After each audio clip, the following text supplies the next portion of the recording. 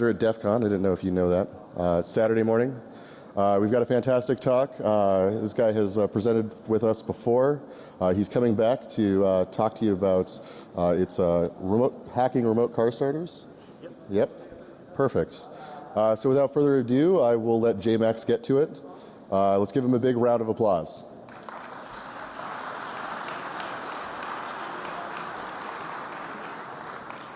Thank you. How's everyone's DEF CON going? Really? Let's try that again. How's everyone's DEF CON going?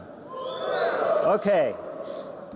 So my name's Jmaxxz. I'm a software engineer by trade, hacker by passion. I pretty much like anything to do with locks. And throughout this talk, you're going to hear lots of opinions. Those opinions are my own. They're not my current employer, past employers, or future employers' opinions. Louder? Okay. All the opinions are my own. Summary of the last statement. If you like what you see or you don't like what you see, hit me up on Twitter. Handles at Jmaxxz. I'll try to get back to you. So a little bit on the backstory here. As you probably figured out, this talks about cars. But it's not about cars themselves. It's about aftermarket remote starters and alarm systems. And I think it's important to provide a little backstory here because we may look at these devices and think they're somewhat of a luxury item. Who would really want that? So I want to tell you how I got into looking at these. So where I live, it's cold. Some would say really cold. And my girlfriend has a condition called Ramon syndrome. And what that is the blood vessels in her extremities will constrict if she gets cold. And that can cut off blood flow to her hands, for example. And if you go without blood flow in your hands for a while, you can end up with something very similar to frostbite. And it's about November of last year. And I haven't figured out what I'm going to get her for Christmas yet. And she comes home from the airport 1 week after traveling for work. And she gets home and she's very upset because her car never warmed up on the way home. At that point, I say, okay, I figured out, I know what I'm going to get her. I'm going to get her a remote car starter. And so I start looking around at all the various options out there for remote starters, and there's a lot of them. And I noticed that quite a few of them won't give you the consumer information. They won't give you access to how to install it. They won't give you access to the tool chains you need to program the unit. And that's kind of a problem for me. It's my car. It's my remote starter. I should have access to those tools. So I look around a bit more, and I find a company out of Canada, Forden, who makes a remote starter, and they provide documentation fairly willingly, not only for how to install the unit in various cars, but also the tools you need to program the unit. And so I'm like, that's perfect. That's what I'm going to get. And I start looking around for remotes. So with remote starters, well, you could use the factory remote. Your range would then be limited to the factory remote. And you can get aftermarket remotes with these units, and they'll have advertised ranges anywhere from like 1/2 mile to 1.5 miles. But from the reviews, it's apparent that those are advertised ranges, and in the real world, you see much less than that.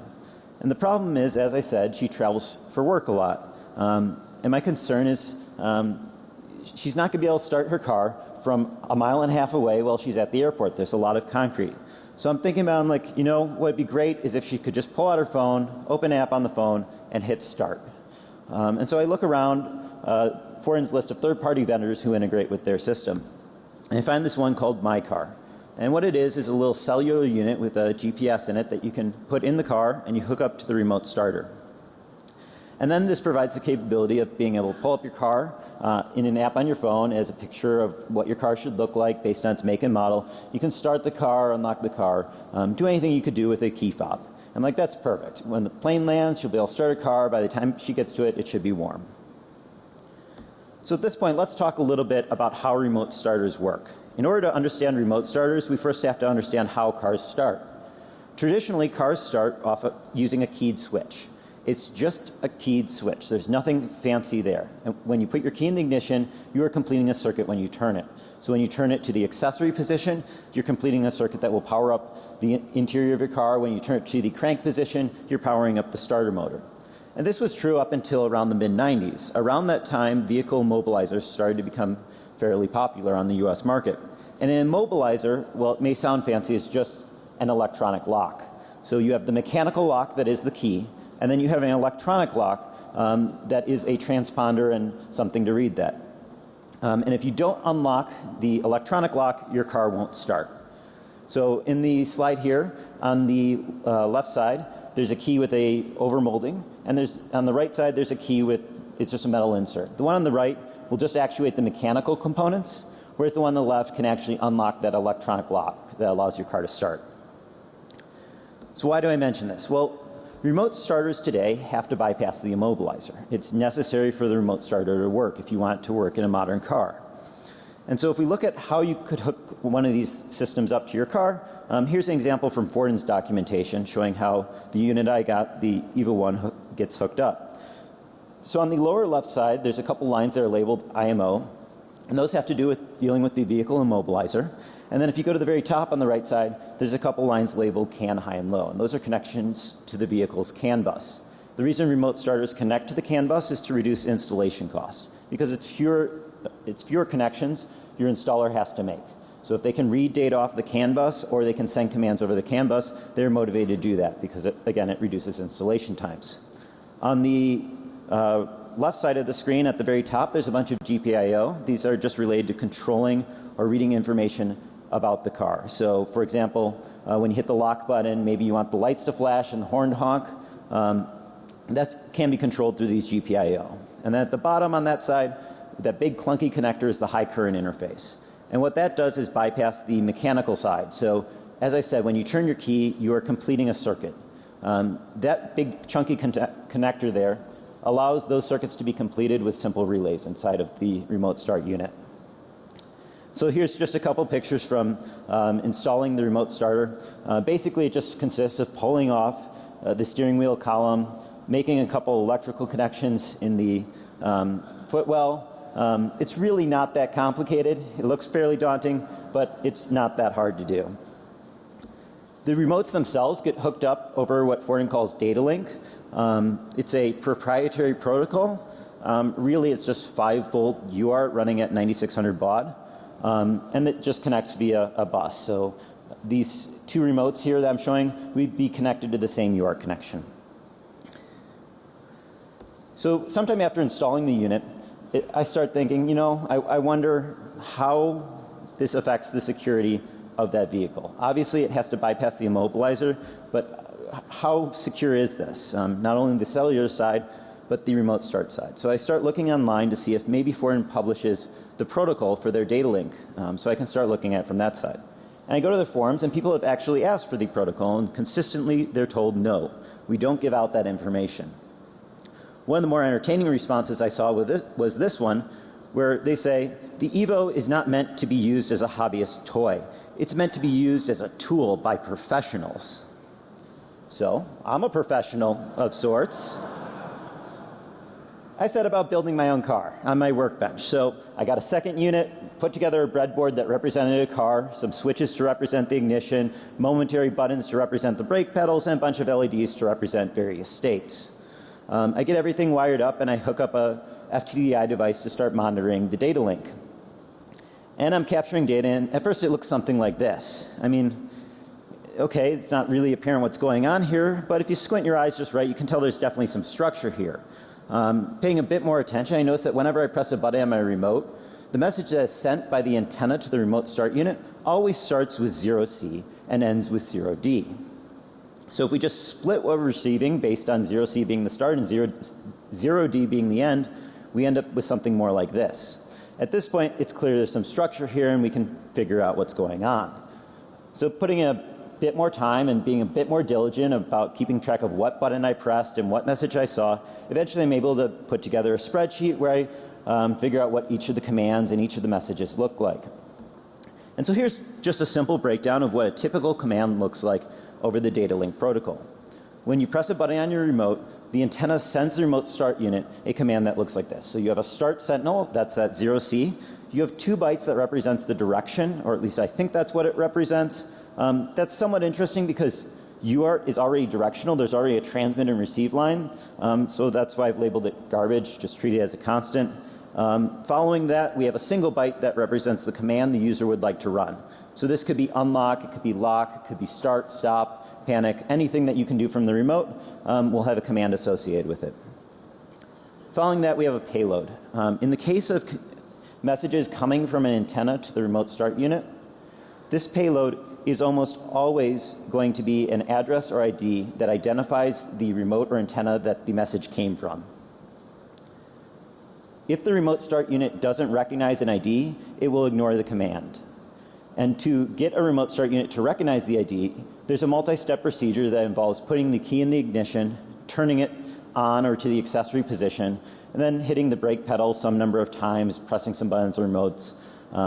It's a procedure, doesn't really matter, but it learns the ID at that point. And then if we look at the end of the message, it ends with a checksum and that end sentinel that we identified earlier. So now that we understand how the protocol works, what can we do with it? So to show this, I have a couple videos.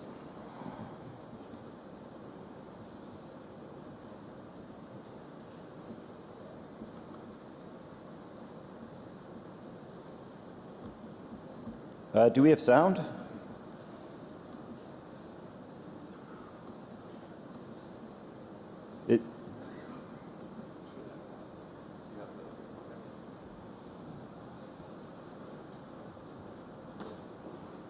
Let's try this again.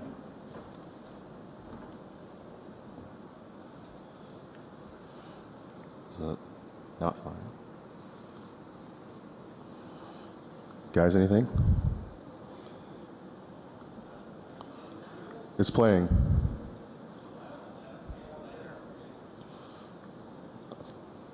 Oh. Presentation view, it's got. Oh my God. God damn it. I can't do this.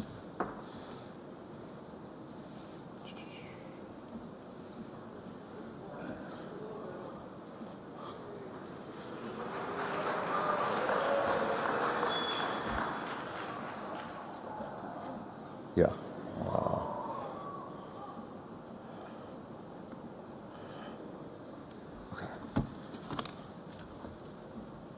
Okay, let's try this again. Still no sound.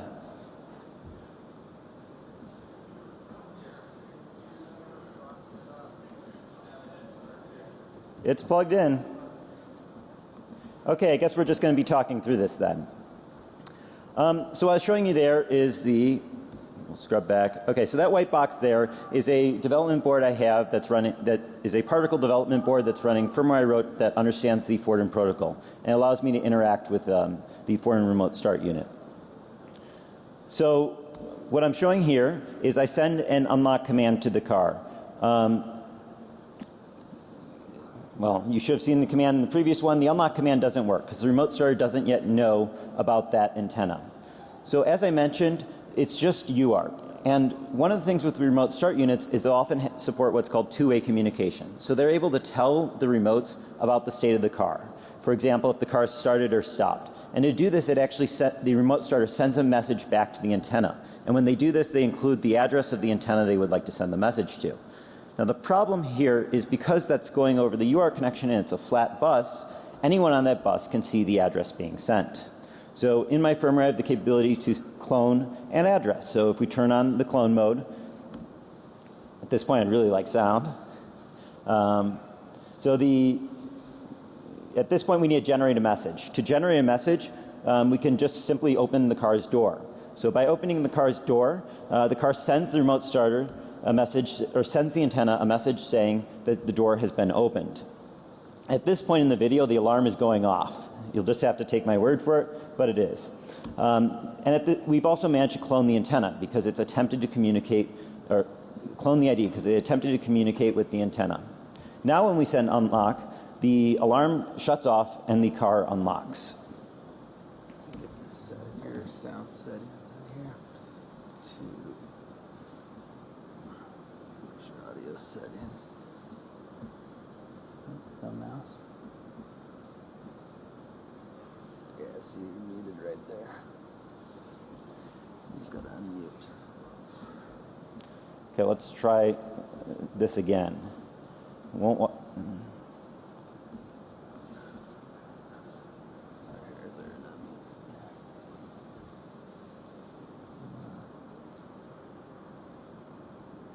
Okay. It's going, we don't hear anything. Okay, so where's my mouse? Gotta get to the sound setting.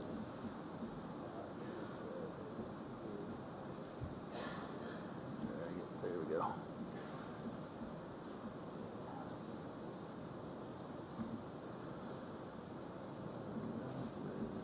Actual sound settings.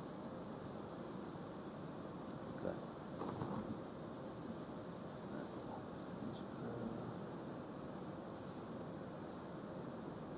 Try speakers.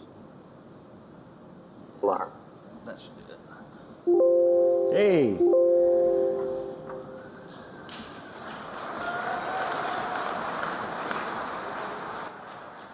Okay, I'll let you see the... So what we have here is a Super Impreza The that alarm has going a off. 4-in-1 remote starting alarm system installed. And plugged into the antenna data link bus, I have my particle. And if we send an unlock command from the particle, you'll send the command, but nothing will happen. What we can do then is we can just clone an existing antenna. So if we tell the firmware that, hey, we want to clone an existing antenna, now we just need to generate a message that is going to call the remote start unit to reach out to one of the antennas and try to tell it something. So in this case, that's as simple as opening the door. Now the alarm may be going off, but we've managed to clone the address. Now we can just send an unlock command, and we've unlocked the car and disabled the alarm.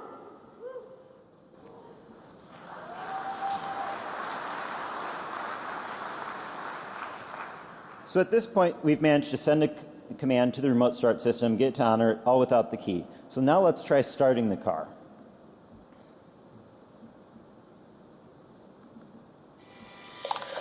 Okay, now let's say we want to actually start the car. Normally, if we just type start and we try to run the start command, it won't work. And the reason is this car is a manual transmission. And remote start systems will normally have a special procedure when it comes to manual transmissions. In this case, it's you have to, with the key in the ignition, hit the remote start button while the car is running, and then you can pull the key out, walk outside the car, and when you shut the door, the remote start will shut off the engine and it will lock the doors. And this is to keep the car from ever remote starting while it's in drive, because that's dangerous. However, it's not really a security feature. And to prove that, it's as simple as, if we take a look at one of these remote start units, what makes it work in the manual transmission mode is this loop of wire here. If you cut this loop of wire, it switches to the automatic transmission mode. And that case doesn't require any special setup. So we just saw the start didn't do anything. So what I'm going to do is I'm going to return to the dash. I'm going to cut this connection. To make that easy for this demo, I've just installed a switch on this loop. Okay, the connection's been cut. Now, if we rerun the start command, this time, the car starts right up. So at this point, we have a car that we can start.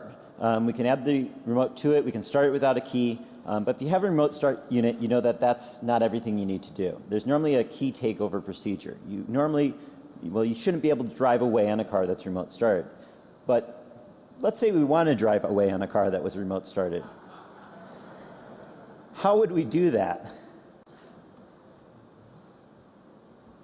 Oop. One of these times I'll get VLC right. So to disable the wheel lock, Okay. I've put a normal key in the ignition. This does not have the transponder in it, Yes, so it it's cannot actually be used to start the car. However, we have it in the ignition, and we actually only have it in the accessory position. This is a different And that video. is enough to disable the wheel lock on the Super Impreza. You don't have to go all the way to ignition to get the wheel lock to cut off. And now... Okay, sorry, not my computer. Don't know what's going on there. Okay, I want this video. Let's try this again. There we go. So now that we have the car started without a key, let's say we want to drive off. This is where it gets a little bit tricky, because these remote start systems will have some form of key takeover. And what that means is the owner can put the key in the ignition, turn it to the ignition setting, and then transfer over to that. But if we don't have the key, The moment we press the brake pedal to drive off, the car will shut down. Now, if we want to get around that, it's fairly simple. We just have to figure out how the car is telling the remote starter that the brake is being pressed. In this case, that's happening over CAN bus. And plugged into one of these ports back here is the CAN bus connection. And if we just unplug that while the car is remote started, it'll no longer care if the brake is being pressed. Now, because that's under the dash, what I'm going to do here is I'm going to start and unlock the car.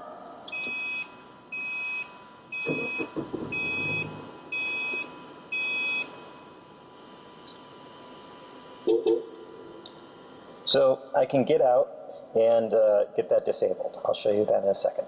Okay, now we're under the dash here, and I have my remote starter right down here, and there's a little white connector here, and that's the connection to the CAN bus. If I unplug that, you'll see that the car is still running, and we still do not have a key in the ignition. And at this point, if I get in the car and hit the brake, so if I press the brake, the car will not shut off, and that's because it doesn't know the brake pedal is being pressed. So at this point, we can get in the car, we can put the car in drive, and we can proceed to drive off in the car, all without a key.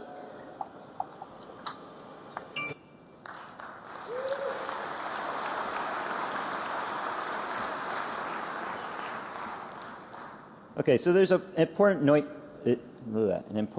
to make there.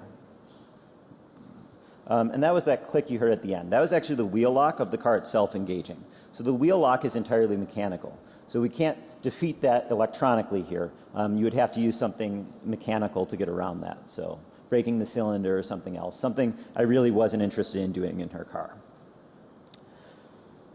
So all the firmware for what I demoed is available out on GitHub. It'll be made public after this talk. You just go to github.com/Jmaxxz open remote start. You'll find the firmware I was using along with the schematic for my little dev board there. But now let's get on what you're really here for, which is what happens when we add the internet to this system, because that should make it better, right? As I mentioned, the unit I got is the MyCar unit, but MyCar is sold under many different names, and the unit I got was branded LinkR LT by Omega. But this isn't the only brand name it's sold under. It's sold under MyCar, MyCar Vision, CarLink, LinkR, but also Kia. It seems for a while Kia dealerships in Canada were installing this system, or at least that's what the MyCar Kia app seemed to imply based on its description. Interestingly, that application is no longer available on the App Store. I also want to note that while I'm just looking at MyCar and Ford in here, that doesn't necessarily mean other systems are better.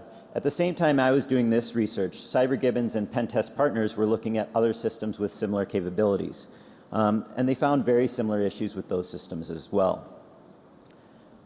Which brings me to the real question, the thing I want everyone to be thinking about, which is how does this happen? How does a product with the issues I'm about to show you make it to market without anyone saying anything? And if anyone here has an interest in looking at remote car starters, there's a couple things I want to point out. First, as I mentioned earlier, if a remote start system is misinstalled in a manual transmission vehicle, it's possible that the car can start well in gear. This means the car can actually begin moving and the engine can actually start up. And now you have a car that's moving without anyone behind the wheel. So that's obviously dangerous, but there's actually a more subtle and I think bigger risk. And that's if someone parks a car with a remote start system in an attached garage and it's remote started accidentally or without their knowledge, carbon monoxide can enter the home, and that can create a very dangerous situation. So if you do have a remote start system, you should definitely have carbon monoxide detectors. But also, if you are looking at a remote car start system, just like with locks, never start a car you don't own and that you don't know where it is, because the consequences could be dire. So looking at the MyCar unit, it's this little black box with this 8-pin header. 2 of those pins are actually for a debug interface. Connecting to this debug interface, it's obvious the unit is running Linux, a fact which, as far as I can tell, the manufacturer does not disclose. If you want to drop into the Linux shell, the password's actually OE Linux 123. So if you do get one of these, there you go. But without logging in, you can use something they call the AT engine. And this lets you run AT-style commands on the command line, so you can do things like change the IP address the unit is talking to. And if we look at the diagram at the bottom where it says IP, this is actually the server that the MyCar unit talks to communicate updates. And just underneath that, there's an L port. That's the port that this is listening on to receive commands. By using the AT engine and changing the IP this was talking to, changing it from one that MyCar controlled to one I controlled, I was able to determine that this device is talking via unencrypted UDP. I didn't do much looking into that, but I thought that was fairly significant and interesting. So here's some more information on this if you want to pick one of these up. A couple things to note. Voltage kind of matters on that UART, and WellSell in the documentation seem to imply it could be tolerant of much higher voltages. And the next story I'll tell you shows that you got to be a little bit more careful. So as I said, where I live, it gets cold.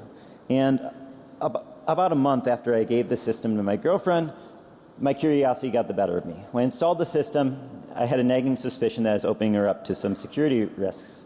But I said, you know, don't look at it. Ignorance is bliss. Just don't think about it. Just don't think about it. Just don't think about it. And I was able to do that for about a month. And after a month, I pulled the cellular unit out of her car, put it on my bench, and started playing with it. And the forecast for the next week was cold, -30 Fahrenheit. And you know, I was able to connect to the shell, get it working, and the cellular reception in my home lab is not that great. So at some point, I decided I want to work on it with a different computer. And the FTDI device I'm using doesn't have a particularly long cord, so I go find a different one, plug it into my computer, plug it into the remote start unit, power everything up, and all the magic smoke leaves the unit. And she's flying out tomorrow. So at that point, there's a lesson learned there. If you want to do any type of hardware hacking and you can't afford to lose the unit, always have a spare. But if you ask my girlfriend, the moral of the story may be, if your significant other is a hacker, don't let them play with your Christmas presents. So now let's look at the software. No chance of magic smoke here, I hope. I fire up man-in-the-middle proxy. I disable SSL validation on my phone and begin sniffing what traffic is being sent by the application to the back end. And during the registration process, I notice it takes my email address, sends it to a web service to check to see if that email address is tied to an existing account. And it's using basic authentication, which is interesting because I haven't created an account yet. So I don't really know what to do with that, and I kind of just file it away in a notepad and move on. I create my account, I log in, and one of the first things the application does when you log in is it calls a web service to check who the current user is. So I just call that web service with the credentials that I saw earlier that were used to check to see if my email address exists. And the response that I get back is MyCar admin. Now at this point, I really don't think this is the admin, because this has to be a low privilege account with a really important sounding title. After all, we all know people like this. So I create another request to start my car using this account. I hit send, and I get back 200 OK. And about 3 seconds later, my car starts right up. So it turns out the MyCar admin account was an admin account, hard-coded into the mobile application. But it doesn't stop there. In the previous response, you may have seen this thing called API key. Again, from monitoring the traffic with man-in-the-middle proxy, I know that you can use these API keys in place of a username and password. If you use the fixed username API and one of these API keys, you can authenticate as that user. So I copy and paste this string into the password field on Postman and set my username to API, and I hit send, and it doesn't work. I don't get back a response. And I don't really know what's going on. I'm a little confused. I stare at it for probably a good 5 minutes, and then it dawns on me. I forgot to strip the quotes and the comma from API key. And looking at the response, there's a SQL error. At this point, it's apparent that you could have just used basic SQL injection to bypass the entire login process and become the admin or any user you wanted. Like, this is not at all complicated. So let's have some fun with SQL injection. I don't think anyone's ever started a car with SQL injection before, so let's try that. So I craft a SQL injection that targets my user account, skips the whole password thing. We'll just use SQL injection for that. Hit send. I get back my status 200 OK. But this time I was smart enough to record a video. Now it's a little, the video is a little dark because I didn't realize I was going to be doing this talk at that time. So if this works, the car outside should start via SQL injection. Sorry, one of these times I'll get this right. Okay, where is the window? And it oh, you have looks it. like the command was sent.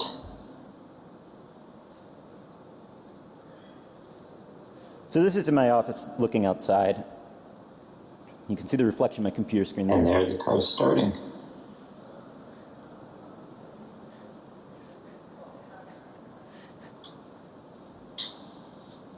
Okay, so there we go. We've started a car with SQL injection.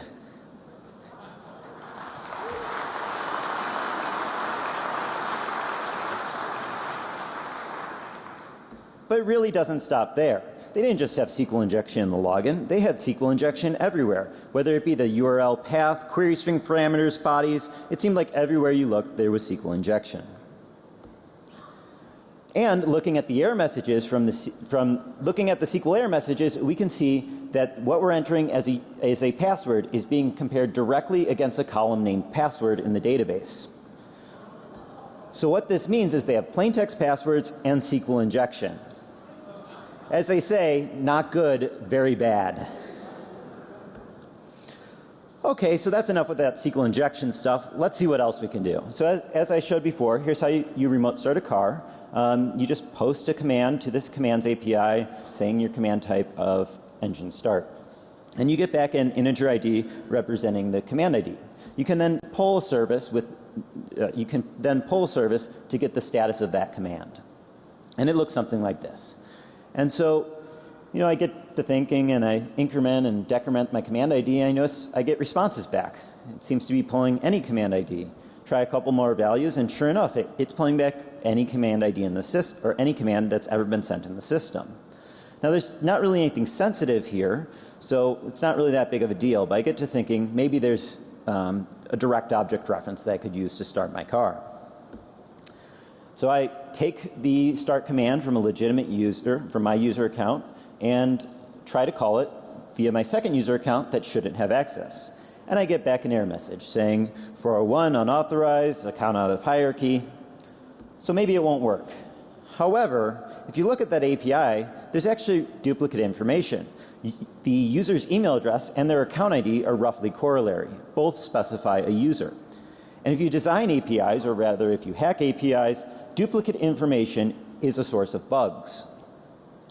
In this case, a developer could implement this in these 4 different ways. So if we look at cases 2 and case 3, both highlighted in red, those will result in direct object reference. Both of those don't properly check to see if we're authorized to run the command. So what we can do, so we tried case 2, it didn't work. What about case 3? To try case 3, we simply have to change the account ID in the URL. Previously, we're using the victim's account ID. Let's just use the attacker's account ID. So I set the account ID to be the attacker's account ID rather than the victim's. Keep the device ID as the victim's device and send the command. And sure enough, 200 OK.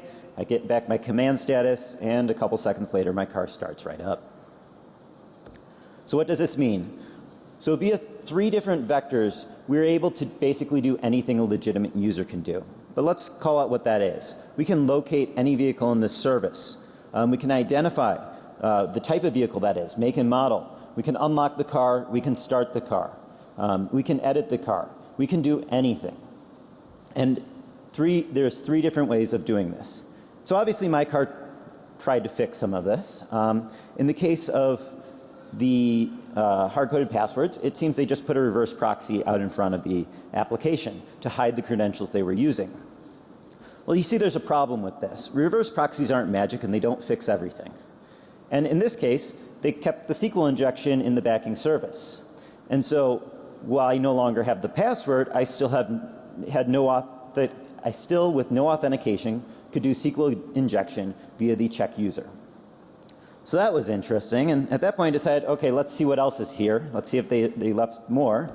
And the device registration still seemed to have SQL injection. And both of these things still seem to be vulnerable up until about 36 to 24 hours ago. So, yeah. So Googling around, you may have noticed all the URLs here are m2msuite.com. And so I decided I'd hit Google and search for M2M Suite. And I came up with this site. And this must be some type of back-end interface for the MyCar system. And so obviously the only thing one should do when they see this is throw a couple single quotes in there and see what happens. And of course what happens is you get SQL injection.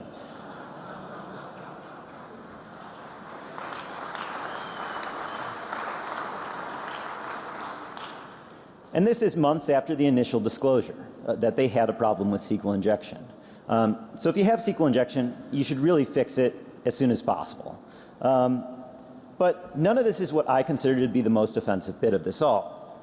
And that's actually has to do with location. So my car has a GPS unit. It can track the location of your car. And in their application, they will gladly show you your car's current location. And that's the only way this gets used in the application. Now, if we look at their APIs, it's not just your car's current location.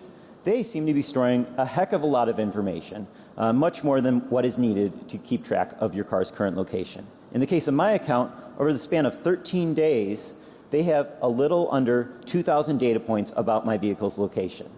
None of this was disclosed in their privacy policy. But it gets worse than that. Maybe you could argue this was a development mistake. Maybe this is a side effect of the way the service is implemented. There's another API where they analyze your data. And instead of just having a list of places you've been, they identify top locations your vehicle has been, frequent places you visit. Again, to my knowledge, this is not disclosed in the privacy policy. I can't find anything there that would indicate they were going to do this. So maybe this isn't that surprising, though, because after a bunch of searching, I believe I found the parent company of my car, and they're a company called Procon Analytics. And so I went to their site and went to their frequently asked question page and looked at the question, how do you secure data? And to this they said, unlike public cloud environments that battle for priority, Procon Analytics uses virtual private cloud that supports only our customers and applications. With no interference from other users, this dedicated, highly secure environment ensures higher availability, faster delivery of service. When you partner with Procon Analytics, you can be assured your data is secure and protected.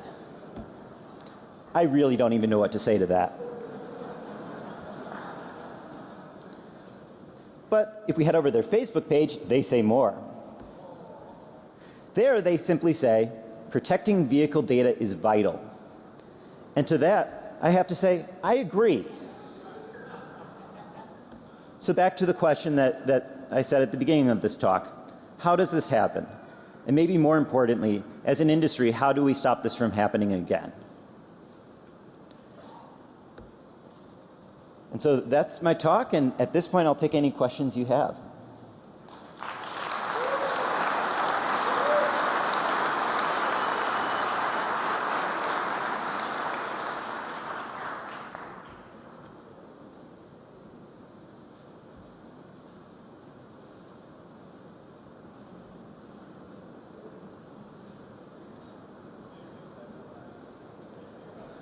Okay, so the question is, did they fix everything? At this point, I believe everything I reported is fixed on the MyCar side, with the exception of the privacy stuff I mentioned at the end. Last I checked, that was all still the case.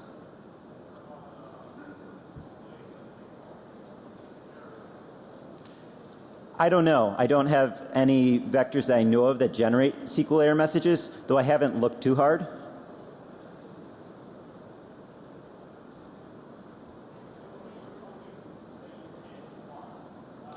Could you come closer so I can hear you?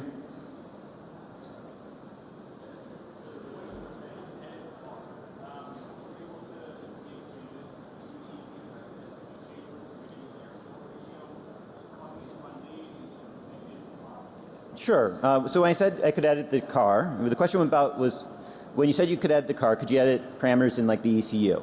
What I was specifically referring to there was editing the car in the My Car service. So they keep a digital representation of your car, and so that could have been edited via the direct object reference, SQL injection, or any of the other vectors discussed.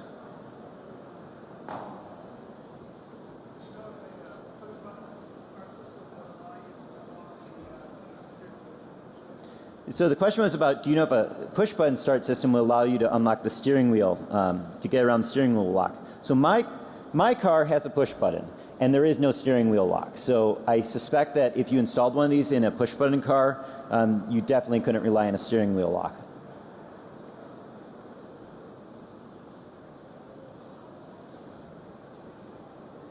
Cool. Thank you.